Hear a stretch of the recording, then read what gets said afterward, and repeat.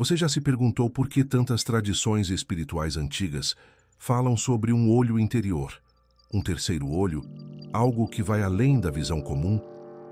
E se eu te dissesse que essa não é apenas uma metáfora mística, mas um dos maiores segredos espirituais escondidos dentro da própria consciência humana? E que isso sempre esteve presente, inclusive nos ensinamentos de Jesus? Existe uma frase dita por ele que atravessa os séculos como um enigma vivo. Se o teu olho for único, todo o teu corpo será luminoso. Mas o que isso realmente significa? E se dentro do seu próprio cérebro existir uma pequena estrutura, quase invisível, que os antigos consideravam uma ponte entre o humano e o divino, uma porta para estados superiores de consciência? E se esse olho único não estivesse fora, mas dentro de você, aguardando apenas ser despertado? Hoje, você vai entrar em um território que não é apenas filosofia, é uma jornada sobre consciência, espiritualidade profunda e transformação interior. Um conhecimento que atravessou milênios, escondido em símbolos, parábolas e tradições sagradas, esperando o momento certo para ser compreendido. Ao longo da história, os ensinamentos espirituais mais profundos nunca foram entregues de forma direta. Eles foram protegidos, codificados em histórias e metáforas, justamente porque nem todos estavam preparados para compreendê-los. A Bíblia, assim como outros textos sagrados, carrega diferentes níveis de leitura, um nível literal e outro profundamente interior. E quando olhamos para esse nível mais profundo, algo começa a se revelar. Quando Paulo diz: Cristo vive em mim, ou quando Jesus afirma: o reino de Deus está dentro de vós, será que estavam apenas falando de esperança ou crença? Ou estavam apontando para algo muito mais direto, algo que envolve a própria estrutura da consciência humana? E se o templo de Deus não fosse um lugar físico, mas o próprio corpo humano? Mais especificamente, um ponto silencioso e central dentro do cérebro, onde uma pequena glândula repousa como um guardião da percepção espiritual.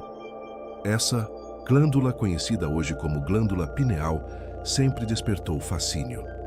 Para algumas tradições antigas, ela era o olho de Horus, para outras, o terceiro olho. Na Índia, era associada ao Ajna Chakra. Em várias culturas, era vista como o ponto onde o humano e o divino se encontram. E o mais intrigante é que a ciência moderna confirma algo surpreendente. Ela é sensível à luz. Mesmo estando no centro do cérebro, ela responde a estímulos luminosos e regula ciclos fundamentais do corpo humano. Mas e se sua função fosse ainda mais profunda do que apenas regular o sono? E se ela fosse de fato um receptor de percepção expandida, um centro silencioso que pode, em determinadas condições, alterar completamente a forma como você percebe a realidade? Jesus dizia: a lâmpada do corpo são os olhos. Se os teus olhos forem bons, todo o teu corpo será luminoso. Essa frase, quando observada apenas superficialmente, parece uma metáfora sobre pureza de intenção, mas em um nível mais profundo, ela aponta para algo interno. Um tipo de visão que ilumina todo o ser. Uma visão que não depende dos olhos físicos. Uma visão que nasce dentro. Ao longo das tradições esotéricas, existe a ideia de um óleo sagrado, uma energia vital que sobe e desce pelo corpo humano. Em algumas tradições orientais, isso é descrito como a ascensão da energia Kundalini. Em outras tradições, como a árvore da vida sendo ativada dentro do próprio ser humano. E aqui surge uma conexão intrigante. A coluna vertebral, com seus centros energéticos, parece simbolizar uma estrutura viva de transformação. Algo que liga o instinto à consciência, o corpo ao espírito, o humano ao divino. Jesus dizia: eu sou o caminho, a verdade e a vida. Mas e se isso não fosse apenas uma declaração sobre ele, e sim um mapa interno sobre o caminho da transformação da consciência? Um caminho que começa na matéria e termina na luz. A tradição mística sugere que esse óleo sagrado não é algo externo. Ele está relacionado à própria energia vital do ser humano.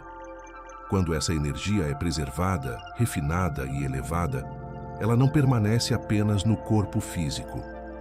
ela começa a se mover para níveis mais sutis da consciência.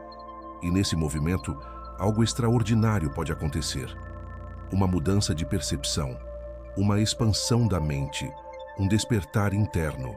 A glândula pineal, nesse contexto, não seria apenas uma estrutura biológica, mas um ponto de convergência entre energia, consciência e percepção. E então surge a pergunta inevitável: e se a história da crucificação também contiver um significado interno? O local chamado Gólgota, o lugar da caveira, simbolicamente aponta para o crânio humano. A crucificação, sob essa perspectiva, não seria apenas um evento histórico externo, mas um processo interno de transformação profunda, uma elevação da consciência, uma morte simbólica do ego e um renascimento da percepção espiritual. Porque em muitas tradições, o verdadeiro despertar não acontece através do acúmulo, mas através da dissolução. A dissolução das ilusões, dos apegos, das identidades limitadas. Jesus dizia: quem quiser salvar a sua vida, perdê-la-á. Mas quem perder a sua vida por amor de mim, encontrá-la-á. Isso pode soar paradoxal, até que se entende que ele não estava falando da vida física, mas da identidade limitada do ego.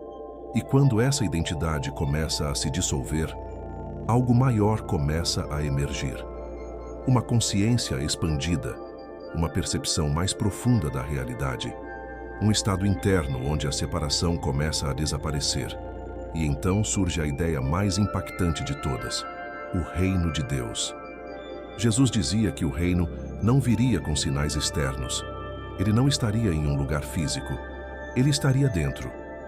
Isso muda tudo, porque isso significa que a busca espiritual não é uma jornada para fora, mas uma jornada para dentro. E quando essa jornada começa, ela não é apenas filosófica. Ela se torna prática, viva, transformadora. Mas aqui existe um ponto essencial que muitos ignoram. Esse despertar não acontece por acaso. Ele envolve disciplina, consciência, energia e um profundo processo de reorganização interna. Tradições antigas falam sobre preservação da energia vital, silêncio interior, meditação profunda e purificação do corpo como parte desse caminho. Não como regras externas, mas como ajustes naturais para que a consciência possa se elevar. E quando essa energia começa a se reorganizar dentro do ser humano, relatos antigos descrevem experiências incomuns: percepção de luz interna, expansão da mente, estados de profunda paz e sensação de unidade com tudo o que existe. Não como imaginação, mas como experiência direta. E aqui surge uma das ideias mais profundas de todas. A consciência humana não seria limitada ao cérebro físico. O cérebro seria apenas um receptor, um instrumento de expressão de algo muito maior. E a glândula pineal seria um dos pontos centrais desse sistema. Um ponto de transição, um ponto de despertar, um ponto de luz interna. Agora, se tudo isso for verdadeiro em um nível simbólico, espiritual ou até mesmo experiencial, então a grande pergunta não é se isso existe, mas sim, o quanto da sua percepção ainda está adormecido. E o que aconteceria se esse potencial começasse a ser ativado dentro de você? Porque talvez o maior segredo nunca tenha sido sobre procurar Deus no céu. Talvez sempre tenha sido sobre encontrá-lo dentro de si. E quando essa percepção começa a surgir, nada permanece igual. E quando essa percepção começa a surgir, nada permanece igual. Porque o que antes parecia apenas uma vida comum, passa a ser visto como um processo profundo de despertar.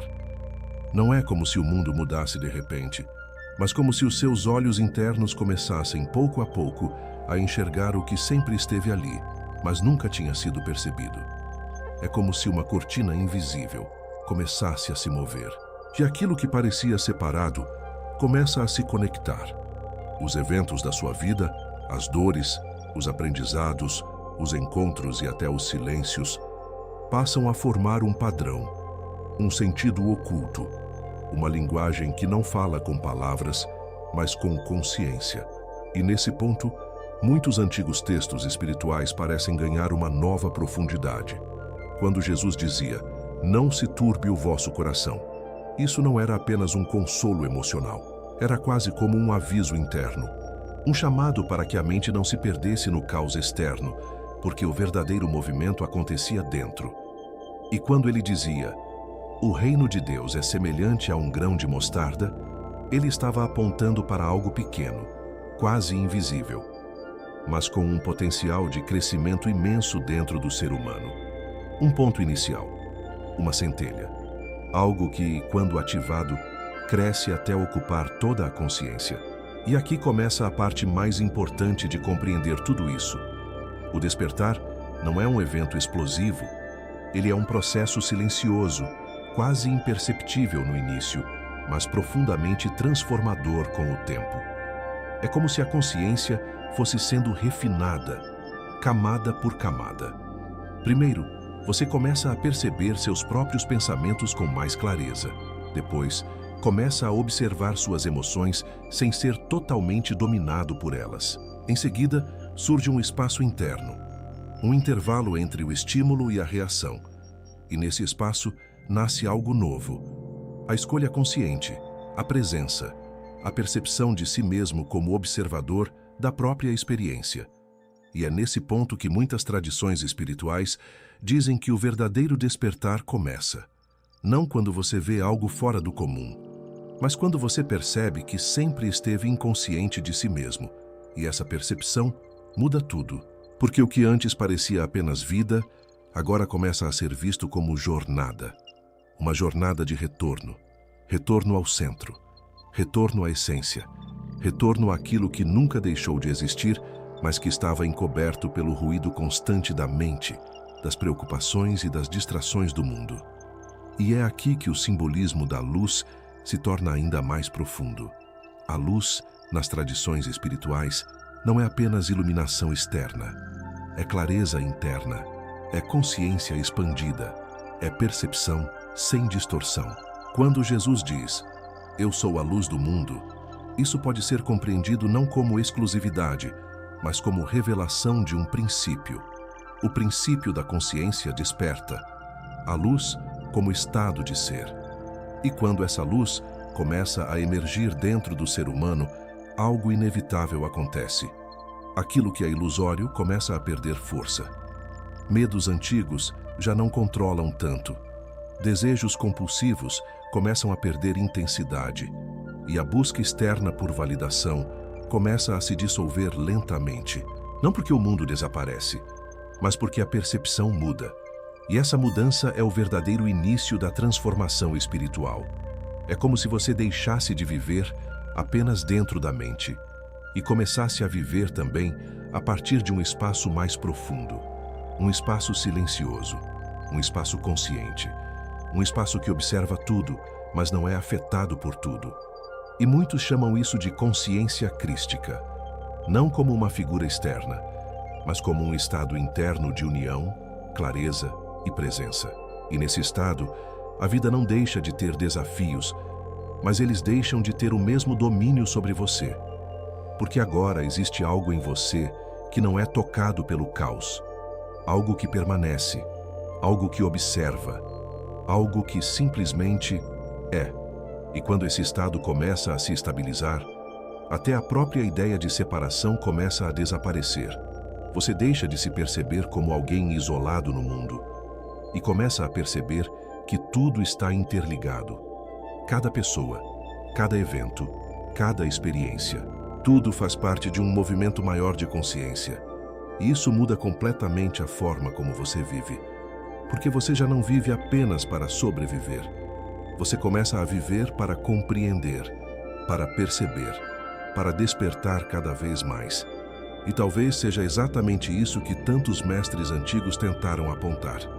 Não um caminho externo, não uma crença rígida, mas uma transformação interna profunda, um retorno ao que sempre esteve presente.